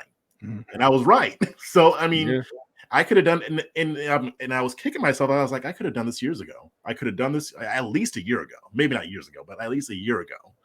And it's just been a ride since. And so, like, it is a mindset change that I think that we need to have. And this doesn't just go for Black people; it goes for everybody. But I mean, I'm focusing on the Black community. There are ways that we can overcome because people are already doing it. Do you think that some of that is changing, like the mindset is changing, or do you think it's just the same? Or I mean, what are you saying? I think the mindset's changing, but the mindset's changing because of the politics. Because I do agree that politics is pop culture is downstream of politics. You know what I mean? Everybody's looking for a handout because they keep promising handouts. Everybody's looking for the boogeyman because they keep producing the boogeyman. Everybody's saying that they can't get ahead because of the white man because the media is saying they can't get ahead because of the white man. You know what I mean? It's easier to use that stuff as a scapegoat than to look at yourself and go, what am I doing wrong in my life right now to where I'm not where I want to be? And it's like I said, before it was a lot of that, like, yo, I gotta get my stuff together, man. What am I doing? You know what I mean? Like I was, I told one of my friends, like, yo, I would be out partying, when I was in my early 20s, go spend a ridiculous amount of money on an outfit for one night. You know what I mean? And then, my wife got pregnant with my daughter, and I had a switch flip in my head, like, damn, my life changing. I got a kid coming. I'll do it. Right. Did I go, what was me? How am I going to support this child? Oh, no. I was like, okay, I got to change some things now. Well, I ain't going out no more like that. I can't be spending money like this no more. I started making those calculations versus still trying to hold on and maintain, my standard of living and not be able to take care of my child. I'm like, all right, that's what I got to do. So I had to make those calculations on the fly for the most part. You know what I mean? And right, a lot of people aren't willing to do that. Like I said, not saying my child was an obstacle, because right. I got 2 children and you spend, what is it, 10 years paying $12,000 a year just on daycare. That's there's some, kids are work. But regardless, I had to make some adjustments to make sure I was not only successful for myself, I got to be successful for my family. Yeah. And it's just they're looking for that scapegoat all the time. And as of late, they've been getting it. They've been getting the excuse on why they can't do something. And it's coming from our government. It's coming from our media. And they're eating it up, and they repeat it like parrots when anybody challenges them about it. And what's weird about it? Coming up, I was born and raised in the LA area. Then later, when in my childhood, moved out to the suburbs. But what I always saw is like Black people don't really trust the government. Obviously, for obvious reasons, we don't trust the government. Right. But we also trust the government. Right. Isn't that weird? Like it's like in some areas they're like, no, I'm not going to take that vacation. I'm talking about not an actual vacation. I'm talking about the hotel. Right. Yeah, I ain't taking that vacation. But then they'll trust in other ways. And I'm like, you see where the government has done us wrong, and it always has. We'll even call the government white supremacy, but then we trust it to do certain things. And I don't understand. I don't really understand why that is. Like, there are certain things that the government is supposed to be for. I don't know how far you go with your beliefs, whether you're more anarchist or more minarchist or whatever. But regardless, like, I don't get it. Like, you trust the government here, but not here. To me, I don't really trust it with much. So to me, it's like, how do we get out of that mindset to where, like, racism is keeping us down, or even if it's not racism today, it's the historical policies that are keeping us down. But we still want to we still think that the government somehow is going to stop it. Like, I mean, how do we not realize that? Is that the kind of thing where we just have to wake up, or what is it? Because it's not just black people. It's not just black people. Yeah, I it's see not. a lot of people, but I'm just talking specifically about us. Like, what does it take to wake us up to that? Government not being here no more. Okay, you just answered my question. Government not being here no more. That's the only way we'll wake up. You know what I mean? That's it. As long as government's here to coddle you and tell you what you want to hear and treat you like a side chick and all that other stuff, like they're going to keep falling for it. Government go by the wayside, it's sink or swim. Yeah. No more excuses at that point. So you're with the full on ANCAP then, right? Yeah, and so as of recently, yeah, I am. I'm getting closer every day. I feel like I'll tell you, every bit of me wants to do it, but it's just, I don't know. Yeah, I'll just say that if the federal government collapsed, I probably wouldn't cry about it. I'll be fine. Like I said, it's enough deer out here and stuff like that. I'll survive. That's what I've been, preparing for, just in case. Like I said, a couple of deaths. If I wake up tomorrow and the lights is out, I'm all right. I'll be fine. Mm-hmm. Don't come to my house. Yeah, you better stay away. Stay away from my house. Yeah, I think I bought the right car that'll still start. You know what I mean? But yeah, I think that's the only way. My dad says it all the time. Is like, people have their safety nets. Like, a lot of people, especially you got spoiled rich kids or whatever, their parents are their safety net. Right. They know that if they fall, their parents are going to catch them. Yeah. And then, so when it comes to like government and, our people is like, we got welfare. This last couple of years, what were they doing? They were paying people more money than what they was making on their own jobs. Yep. So they had that. Wondering why the unemployment rate was so high. Yeah. Right. Exactly. Go figure. I wonder what that was about. Those are safety nets. You get them safety nets out of there, and they got to hang onto that cliff and look down and like, oh, if I fall, it's a wrap. They'll figure out how to pull themselves up at that point.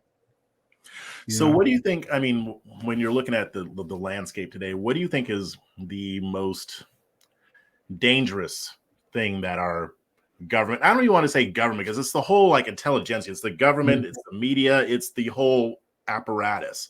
What do you think is the most dangerous thing that they're doing to us today that we may not know about? Spending. The spending? Spending. And this whole propaganda, this whole information war is getting really crazy. We can't even, like I was talking to Sunny on her show, last Saturday. You can't even believe what you see no more in the news. It's tough. It's tough to know what's real. You know what I mean? But right now, the spending, I think we're about to hit hyperinflation real soon. Alan Greenspan said it. He said, we can print the dollar as much as we want, but we can't control how much the dollar will be worth in the long run. And it's like they keep spending, they keep spending. And then on top of that, we're too dependent on other nations for things. Yeah. Oh, yeah. Like how you going to throw fighting words at Putin when we buy 10% of our oil from Putin? How you going to try to put these sanctions on China when China own our debt?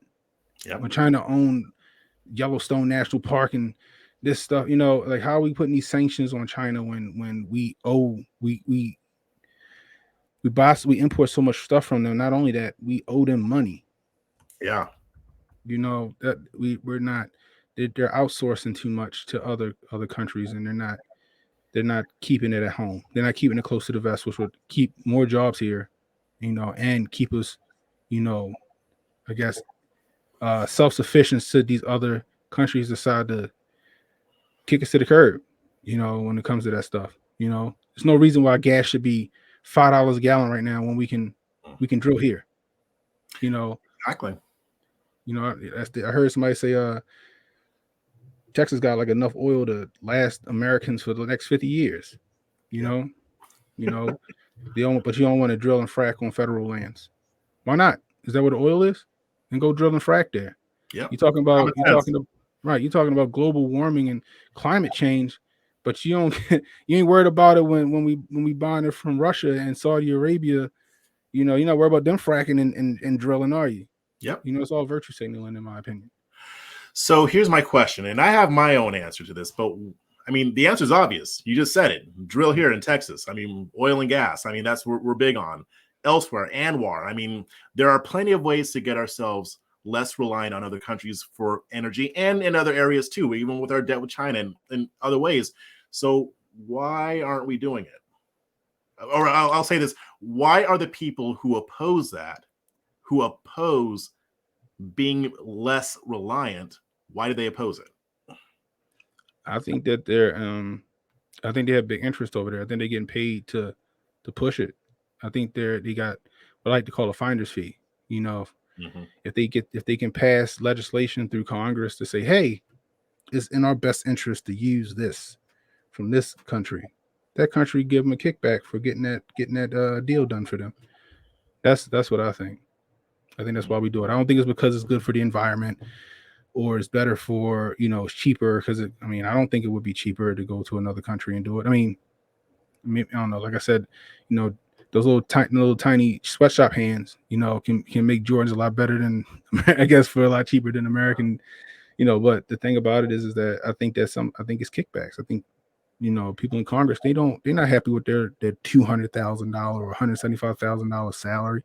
They get millions for lobbying for other people, and I think that's what happens. I think they get money for that. They get kickbacks for that. Like, for example, I think I did a video early on when we had this whole microchip shortage, and they're saying that we don't have enough resources. No, we don't got enough manpower, but we're going to outsource it to our friends and allies, which we know who that is. You know what I mean?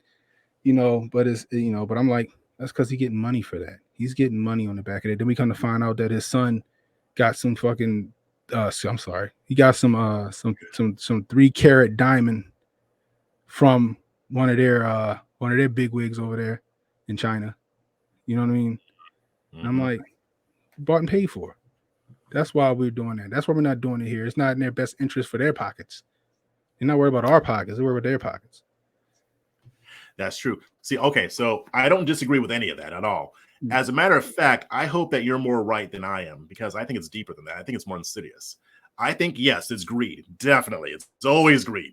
But I think, and I can't really prove this, but I mean, over the years, I've done reading and I've seen, how things have been moving.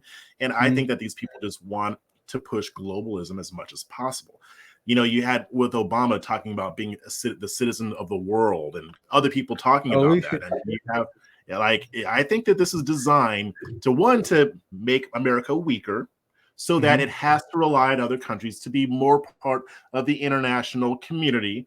And you probably already know where I'm going with this. But you want to go down. You want that explanation. Okay, I can give you. Yeah, that's what I wanted. Yeah, I agree with you. I didn't know what you wanted on your show. Like, now I agree with what I said. I don't talk about this stuff that often, but yeah, I don't. But no, I also agree with that. I was trying to keep the greed. I was trying to keep it PG.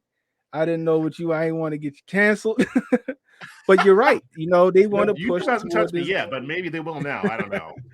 They want that new world order. We just heard Biden say it. We just heard him say it. You know what I mean? He's not the first person to say it either. He's not the first prime minister or president or dictator to say this out their mouths. You know what I mean?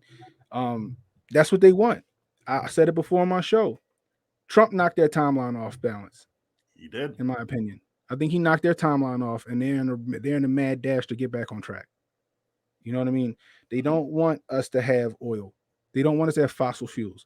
They want to push that Green New Deal agenda that they got. Yep. That's why they're trying to hike Which has very little to do with energy, by the way. Very little to do with energy. That's why you hear Pete Buttigieg basically saying, well, if you can't afford gas, then go get a electric car. And it's crazy because I'm like, you got people still riding around in a 95 Honda Accord. You think they can go afford a base model $40,000 Tesla? Even though the Chevy Volt is like $30,000 right now. You think people can afford that? That shows you how like disconnected from reality they are. Yeah, But they don't know what us peasants go through. Like I saw people joking around on Twitter when he said that, like, "Hey, I'm going to the store to get myself a Tesla. Y'all want anything?" Yeah, right, pick me up a few Teslas too. See, I want to pick and choose and see what I want. right. But you're right about that. But that's still greed. But regardless, they want to push this, this one world agenda. And I also think about, what's the word? Predictive programming. You got what? Star Trek just had Stacey Abrams on there as president of Earth. I didn't get to see that yet. Yeah, I'm just sitting there and I'm like, they're really pushing it. Like they want this one world government. And I think that for one, I don't think Un and Putin and Xi are with it. You know what I mean? I don't think they're with that. I think that's why they're bucking. Well, you think they are with it or they're not with it? They're not. I don't think they are. Okay. I don't think they want it. But they're trying to sell it under the guise of security and saving the earth. And what Benjamin Franklin say? Anybody who sacrifices freedom for security deserves neither. Neither. Yeah. They're coming after Bitcoin. And they want to make their own digital currency. Yep. Because they want one currency. They want one currency. China, we got a social credit score. How do you do that when you got $1? You got to get rid of your paper money. You got to make the Mario coins. And if you go to China right now, I think they're like 95% cashless. Everything's digital for the most part there. Even the homeless people gotta, whatever, I think it's a Payway or whatever the hell it is that they got on their own. Yeah, I forgot what their version of Cash App is, but they have that on their little poster board because there's no real cash over there, and that's how you control people. And I'm sure that you noticed that with the whole Rona thing, how a lot of stores were saying we're only going to accept cash because of the shortage. I went when it was in full swing. Like I went to get my mom some cookies for her birthday, or maybe it was my grandmother, maybe it was both of them. I can't remember. I was getting cookies for family members, and I went in there and I'm like, okay, and I was probably going to use my card anyway. No, actually, I actually did want to use cash, and they're like, no, we're only taking cards right now. And I saw that at other stores, not everywhere, but I'm like, yeah, I see what you're doing. And when it comes to this stuff, Cannon, I haven't researched this stuff in a long time. I haven't been reading it, but I used to. I just don't have time now. But I actually, even when I was a teenager coming up, I mean, this stuff was going around and people were talking about it. And I kind of came to it from a biblical perspective. And I don't know if you're a believer, but I mean, it predicts a lot of this stuff. So like when I got older and I would go to, I don't know if you're familiar with Pastor Jack Hibbs, he preaches at a Calvary Chapel, Chino Hills. I used to go to church. Anyway, he used to talk about what was going on in the world all the time. And he would talk about all these little chess pieces that are moving into place to create that one world order and that cashless society and what we're moving to. So there are a lot of people in the world of Christianity who get it. And I think but now I think people even outside of that are starting to see what's happening. And to some people, it may sound crazy, but if you actually look at what's going on, it starts to make sense. I may not have it 100% right with all the details, but there's no denying that there is an agenda here to move us more towards that. You can see it if you look. Yeah, I mean, and William Cooper, he tried to warn us back in '89. He wrote a book called Behold a Pale Horse. I reference that book all the time. I've heard of that book. I mean, that was my like true red pill moment, was that book. I read it in like 2010. He wrote it in 1989. I'm like, okay, well, I can see if any of this stuff was true as I was reading the book, and everything was true. Everything was. I'm like, oh wow, you know what I mean? Even to the point where like he had a part in the book where it was more like a receipt. So after you read a chapter, he would have these transcripts from some agency, and they were like, basically one of them was said, it's going to come a time when American people are told that the greatest threat to the United States is its own patriots, men and women willing to fight for the Constitution. This was from one of the redacted agents. Okay. And then fast forward now, we see exactly what's happening right now, where they're demonizing quote unquote patriots or people that's willing to fight for the Constitution and calling them white supremacists or, neo whatever, you pick a word. You know what I mean? Yeah. I'm like, dang, he was right about that. It's Yeah, crazy. they mix and match, Right? Yeah. Whatever the flavor of the month is. You know what I mean? But he was right about a lot of that stuff. Even when you see like with the prices of things, he called it shock testing, where he was like, what they do is, let's just take the gas. Let's say 2000 and when I started driving in 2001. 2001 gas was like $1.80 or $1.50, right? Fast forward to 2008 when we had the whole, recession. Yep. Gas was just skyrocketing like it is now. It went from $1.50 to $1.80, $1.80 to $2, $2.50, Yeah, $3.50 to the California point, was even worse. I was still living there. That was horrible. right? To the point where radio shows would have segments on telling you where the cheapest gas in the city was. You know what I Yeah, mean? I remember that. Then when it got to the point where it was like, oh Lord, man, I'm gonna have to go get me a dirt bike. I ain't gonna be able to drive no more. This is crazy. I can't pay $4 for gas. They Yeah. dropped gas back to like $3.20. Everybody's like, whew, thank you, Jesus. I couldn't pay that $4. Thank God he dropped it to $3.20. I'm like, but gas was just $1.50. It was. I noticed that too because I had a job where I had to drive all the time. I was Yeah, outside the hills. It wasn't right. fun. It wasn't. I'm like, but gas was just $1.50. Uh-huh. They just got you. You think they gave you some relief, but in reality, they just hiked the price on you. You didn't even realize it because you so happy you ain't got to pay $4. Mm-hmm. So in the book, he was saying that's what they do. They get you to the brink where you can't. The people might revolt on it, then they give you a little bit of relief, but it wasn't never what it was from the jump. That's a persuasion tactic called anchoring. So like Okay. you anchor it at a high number. It's just like how Trump or other people will like if they're bargaining for something, they'll shoot for the moon and say, I want all this, knowing that they're not going to get it. Right. But then when they have to negotiate it back down, it's a lot closer than it would have been if they had just gone with that first number. So doing that in a way, they anchored us because they're like, oh, $4. Yeah, that's where your gas prices are now, $4 or $5 per gallon. Oh, well, we can't do that.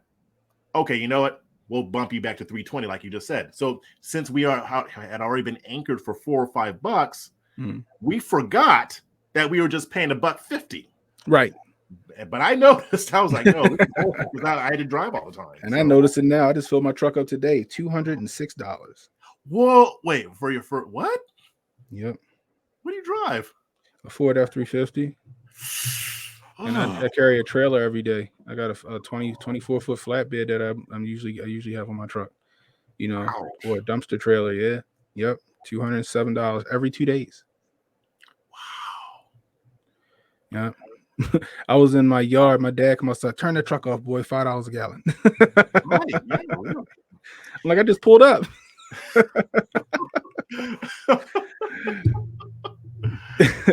I just moved it a couple feet just to get it out of the way. Right. Yeah, that's $20 right there. Right, exactly. He's like, boy, turn it off. I'm like, I just pulled up, Dad. Jeez, give me a second. But yeah, it's but that's you're right. I think they're pushing this agenda that got knocked off course for 4 years. I think that 4 years knocked off course, knocked them back 10. And they're trying to hurry up and catch it. That's just my opinion on that. I'm right there with you on it. It's greed and it's their plan for everybody.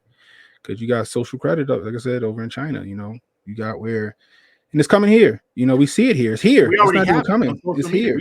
We already have it here, just not the full blown version. We've got the diet version right now. But if you look at social media, like cancel culture, we just think that that's just silly stuff, and it ruins lives. Yes, but it's not that bad because it mainly affects celebrities. No, that is social credit right there. Yeah, like you said some stuff 5 years ago that you maybe shouldn't have said or maybe should have said. They can use it against you to mess your life up. This is already happening to regular everyday people. They have I'm like this one lady, I can't remember her name, but she's a British lady. Her name, it's like Heather something. It'll come to me maybe. But she created an entire support group for people who are at their jobs and maybe got canceled because they had some objections to their diversity training. Or maybe they were just asking the wrong questions during diversity training. Or maybe they had some Facebook posts. And I'll admit there are some of these people who, were a little bit out of line, but the majority were just people who maybe had some questions, or maybe they were just confused, and maybe they said something on accident that people took offense to. I mean, dude, we already have this here. It's just not full blown like it is in China yet, and I think that's where they want it to go. Yeah, I think that's what it is. Like, I mean, come on, y'all. Imagine you going to go try to get a loan for a house, and they go, "Ooh, like you got your 800. Okay, you got the down payment, but I don't like you said some mean stuff about President Harris. We can't give you this loan." You know, that's where it's going to. Or, you know, why did you you go share to that get Joe health Rogan? insurance. Yeah, I got canceled. When I canceled, but I got suspended for a week because of that Joe Rogan. The one where he did with was it Naswar? Me and another YouTuber, we were just doing commentary on it, and YouTube deleted my video and gave me a 1 week suspension and a strike. Wow. Yeah. You know, and right now, for the most part, it's like, you know, they mess up your social media. But I mean, there's people who have had their bank accounts canceled, people who I don't really even like, but they get their bank accounts canceled. I mean, you know, I don't want to live in that world, but I mean, it's coming. When you got people cheering for it, though. They don't understand that, like, the pendulum have to swing the other way. Yeah. You know, it has to swing the other way. You know, that's what I tell people all the time too. I say, go ahead and keep rooting for this. It's going to come for you next. You know, now women are seeing it. Women are starting to see it now. You voted for the bathroom stuff. You voted for this. You voted for that. Now you're an endangered species right now. You know what I mean? And like, but it's like the pendulum always has to swing the other way. It does. And that's a lot of people starting to. That's like a hard reality that people gonna learn soon. You know. So how do we fight back against this? What kind of cannon can we use to fight this thing? It's just going to take, you know, a mass exodus, you know. But that's the thing. It's tough though, because in the beginning, the internet messed them up. The internet was the Wild West, and they gave us the internet, and they was like, that was a mistake. We should have never gave them the internet, because they can look up anything at the blink of an eye. They can tell when something false or this and that. But I think they're starting to get a hold of it now. I think they're starting to get a hold of the internet again, and they're starting to figure out how to regulate it. You know, so they are. And I am seeing some encouraging signs, even though I don't like that this even has to be done. I mean, conservatives, they said, oh, so well, if you don't like it, do your own social media. So conservatives did. And what do? They shut down Parler by taking away its hosting. Now I'm seeing conservatives building their own hosting companies. They don't, I mean, I think, and I want to be careful because, and I'm very guilty of this, but we get to this mode where we start thinking these people are invincible and that they're all powerful.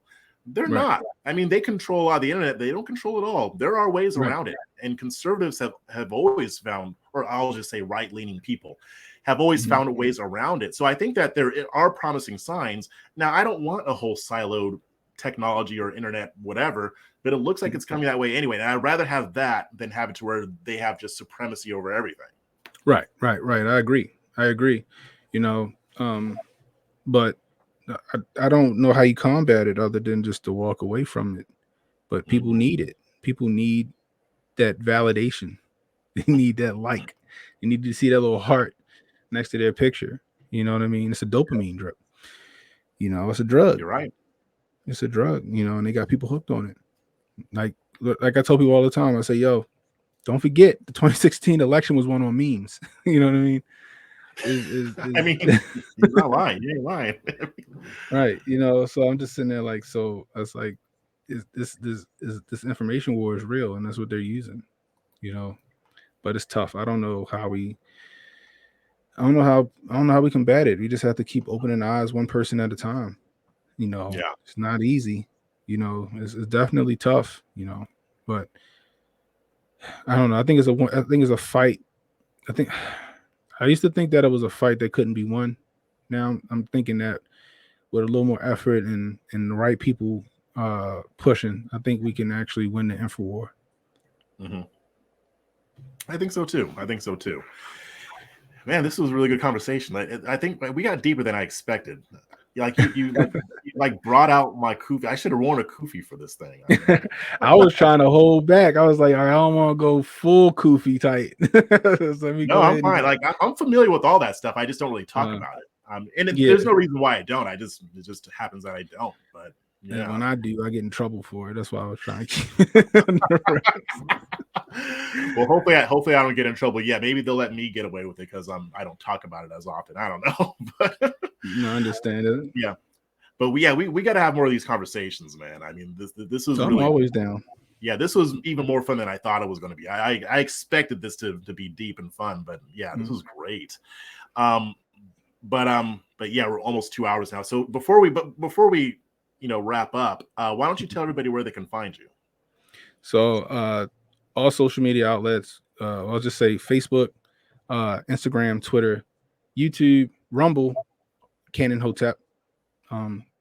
Also Twitch. I'm probably gonna start doing some gaming stuff just because my son wants to do it. I might have to follow Uncle Hotep's footprints and have a father-son gaming channel or something like that. I didn't know But you were a gamer. yeah, I'm a gamer. I'm sad that I don't have my PS5 yet. I have a PS5. I still have PS4. I haven't even bothered to try because right now I'm good with what I have. But I figure by the time I get around to it, it won't be hard to get them anymore. Yeah, I still play the PS5 with my son, so I may have to follow Uncle Hotep footprints and me and my son do a little streaming channel on or start streaming on Twitch or whatever. I got a little backlash for I streamed on the Oculus one day and I was like, "You got an Oculus? Oh my god, they're going to scan your brain." I'm fine, guys. I'll just but yeah, Twitter, YouTube, Instagram, Facebook, Cannon Hotep, Rumble, Cannon Hotep. You can catch me there. Go check out my catalog. I'm sure you guys will like my content, and I appreciate it. All right, great. Well, I appreciate you coming on. We'll have to do it again soon. Definitely.